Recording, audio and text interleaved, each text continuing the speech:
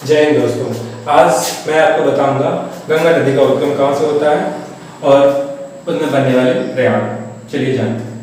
पहले यूपी को जब सन 2000 में अलग किया गया तो एक नया राज्य बनाया गया, उत्तराखंड। उत्तराखंड को दो भागों में बांटा गया। ऐसे होता है कुछ उत्तराखंड, इसको दो भागों में बांटा गया, एक पूर्वी और पश्चिमी। पूर्वी भाग को हम लोग बोलते हैं कुमायूं और पश्चिमी भाग को बोलते हैं गढ़वाल। ये थोड़ा ज्यादा चौड़ा होता है पश्चिमी भाग और पूर्वी भाग थोड़ा कम चौड़ा होता है, या कह सकते हैं पतला होता है, गढ़वाल। अब उत्तराखंड काफी ऊंचाई पर है तो यहाँ पर बहुत सारे ग्लेशियर पाए जाते हैं। ग्लेशियर जिसे हिमानी भी बोलते हैं, हिमानी। ये बर्फ का समूह होता है, ठीक।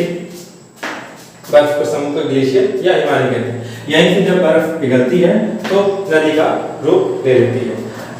अब जानते हैं कि यहाँ से कौन कौन से नदियाँ, कई छोटी छोटी नदियाँ यहाँ से निकल रही हैं, तो उन्हीं नदियों के रूप गंगा ने ले लिया है, ठीक है।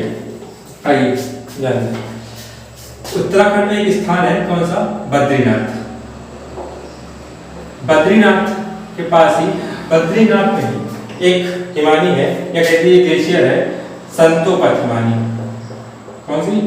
संतोपत हिमानी। यहाँ से दो नदियां आपस, छोटी छोटी नदियां आपस में निकलती हैं, जिनका नाम है धौली गंगा और विष्णु गंगा।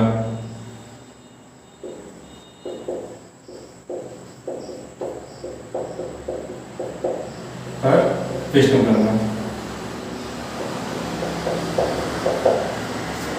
अब ये दो नदियां जब आपस में मिलती हैं तो एक प्रयाग का निर्माण करती हैं।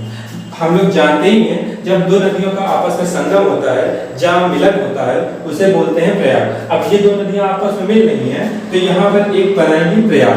अभी हम लोग प्रयागों के बारे में बाद में जानेंगे, पहले ये जान लेते हैं कि कौन कौन से यहाँ पर नदियां आपस में मिलकर गंगा का रूप ले रही हैं। अब जैसे ही, अब यहाँ पर एक बात और जान लीजिए कि जब दो नदियां समान गहराई की होती हैं तो उनका नाम परिवर्तित कर दिया जाता है। अब जैसे, अब अगर इनका नाम यहाँ से धौली गंगा और विष्णु गंगा समान गहराई के हैं, तो अब यहाँ से जो नदी आगे बढ़ेगी तो उसका नाम परिवर्तित होके अलकनंदा हो जाएगा। अलकनंदा। अब अगर ये ज्यादा गहरी होती और ये कम गहरी होती तो ये असमान गहराई की हो गई, तो जो ज्यादा गहरी होती है उसी का नाम आगे बढ़ता हुआ चला जाता है। अब जैसे अलकनंदा, अब ये दोनों समान गहराई की थी तो इसीलिए इसका नाम पड़ गया अलकनंदा, नाम परिवर्तित हो गया, और नाम परिवर्तित होकर आ गया अलकनंदा। अब अलकनंदा ही नदी में एक और नदी आती है जिसका नाम होता है नंदाकिनी। कौन सी? नंदाकिनी। नंदाकिनी नदी। नंदाकिनी नदी किसमें मिलती है? अलकनंदा में। जहां पर मिलती है वहां पर एक बनाती है प्रयाग। जहां पर मिलेगी वहां पर एक बनाएगी प्रयाग, ठीक है। अभी हम लोग प्रयाग के बारे में बाद में जानेंगे। तो अब यहाँ पर ये ज्यादा कम गहरी है और ये ज्यादा गहरी, इसीलिए इसी का नाम चलता रहेगा और आगे बढ़ेगी कौन सी? अलकनंदा नदी। अब अलकनंदा नदी में एक और नदी आकर मिलती है जिसका नाम होता है पिंडार। पिंडार। अब पिंडार नदी भी किसमें मिलके आ रही है? अलकनंदा में।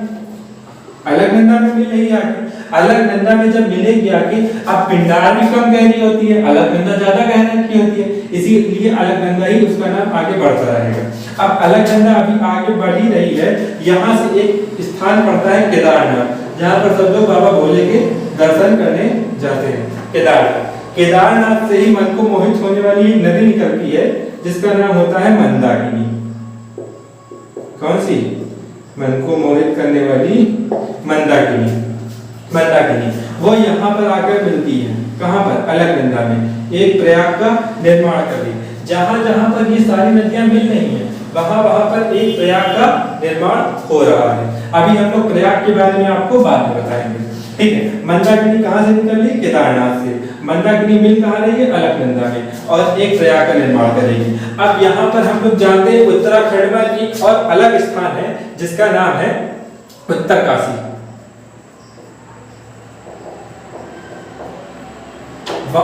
के गंगोत्री खंडर से।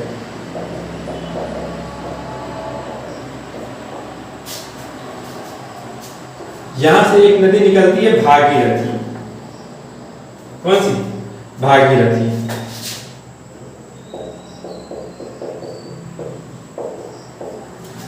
भागीरथी जब ये नदी आकर गंगा जी में मिलती है आके, अब अलकनंदा और भागीरथी दोनों समान गहराई की हो जाती हैं। और अभी हम लोग इससे पहले मैं बता चुका हूं कि जब दो नदियां समान गहराई की होती हैं तो उनका नाम परिवर्तित हो जाता है। तब जब अलकनंदा और भागीरथी आपस में मिलती हैं तो इनका नाम परिवर्तित होकर आगे बढ़ता है गंगा। गंगा जैसे आप लोग बोलते हैं गंगा जी, ठीक है। अब भागीरथी और अलकनंदा आपस में मिली तो उसका नाम पड़ गया अलकनंदा, गंगा। अब हम लोग यहाँ पर जान लेते हैं कौन कौन सी नदियों के मिलने से कौन कौन से प्रयाग का निर्माण हुआ।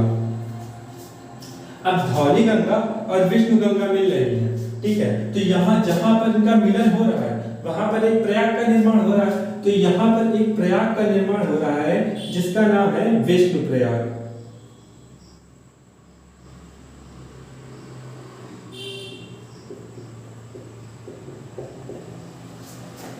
क्या नाम है? विष्णु प्रयाग। किन दो नदियों के मिलने से बनना है? धौली गंगा और विष्णु गंगा। कौन सा प्रयाग? विष्णु प्रयाग। अब इसका नाम परिवर्तित होकर अलकनंदा पड़ा था। नंदागिरी नदी अलकनंदा में मिली थी तो एक प्रयाग का निर्माण करेगी। तो कौन सा प्रयाग का निर्माण करेगी? नंद प्रयाग।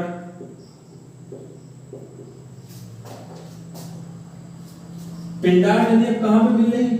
अलकनंदा में। फिर भी एक प्रयाग का निर्माण होगा तो उसका क्या नाम रख देंगे?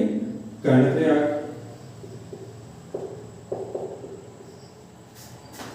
अब केदारनाथ से एक नदी निकल के आई, कौन सी? मन को मोहित करने वाली मंदाकिनी।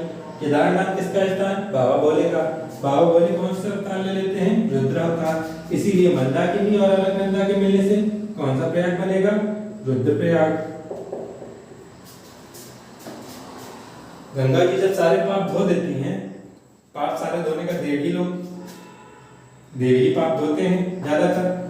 हम लोग का उद्धार कौन करते हैं? देवी करते हैं, ठीक है। तो अब जब भागीरथी और अलकनंदा आपस में मिलेंगी आगे तो वहां पर एक प्रयाग का निर्माण होगा जिसका नाम पड़ जाएगा देवप्रयाग। इसीलिए कहते हैं गंगा जी में नहाओ तो सारे पाप धुल जाते हैं, क्योंकि हम लोग देवप्रयाग में नहा रहे होते हैं, ठीक है। तो हम लोगों ने जाना कौन कौन से प्रयाग होते हैं और अलग गंगा नदी का उद्गम कहां से होता है।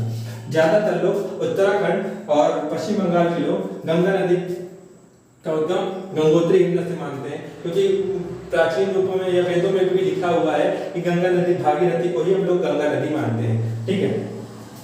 प्रयाग कौन कौन से बने? विष्णु प्रयाग, इंदो, धौली गंगा और विष्णु गंगा। फिर उसके बाद नंद प्रयाग, अलकनंदा, नंदाकिनी, पिंडार, अलकनंदा, कर्णप्रयाग, मंदाकिनी, अलकनंदा, रुद्रप्रयाग, भागीरथी, अलकनंदा, देवप्रयाग। 5 प्रयाग बने नदियों, और ये हम लोगों का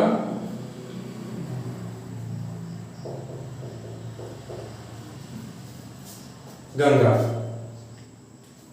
चैप्टर खत्म हुआ। जय।